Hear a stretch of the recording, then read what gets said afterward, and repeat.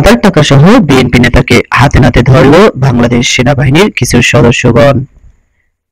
রাজধানীর খিলক্ষেত নিকুঞ্জ ২ এলাকায় অভিযান চালিয়ে চাঁদার টাকা সহ ২ জনকে গ্রেপ্তার করেছে সেনাবাহিনীর সদস্যরা। রোববার ১৩ জুন বাংলাদেশ আর্মির ভেরিফাইড ফেসবুক পেজে এক পোস্টে এ তথ্য জানানো হয়। পোস্টে বলা হয়, গতকাল শনিবার আনুমানিক রাত ৮টায় সুনির্দিষ্ট গোয়েন্দা তথ্যের ভিত্তিতে রাজধানীর খিলক্ষেত নিকুঞ্জ ২ এলাকায় সেনাবাহিনীর নেতৃত্বে একটি যৌথ অভিযান পরিচালিত হয়। এ সময় চাঁদা আদায়ের টাকা সহ ২ জন চিহ্নিত চাঁদাবাজ হাতে নাতে গ্রেপ্তার হয়।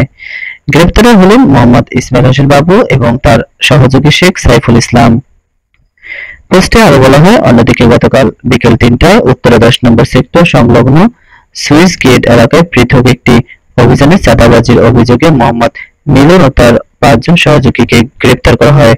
গ্রেপ্তার অন্যরা হলেন মোহাম্মদ সেলিম রানা, মোহাম্মদ সাইদুল ইসলাম, মোহাম্মদ কাজিম উদ্দিন, মোহাম্মদ আব্দুর রহিম মান্নান এবং মোহাম্মদ রিপন। সর্বসাধারণের নিরাপত্তা নিশ্চিত করতে বাংলাদেশ সেনাবাহিনী প্রতিশ্রুতিবদ্ধ।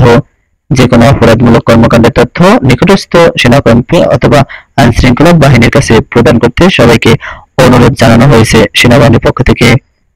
Aminul Islam, AI media.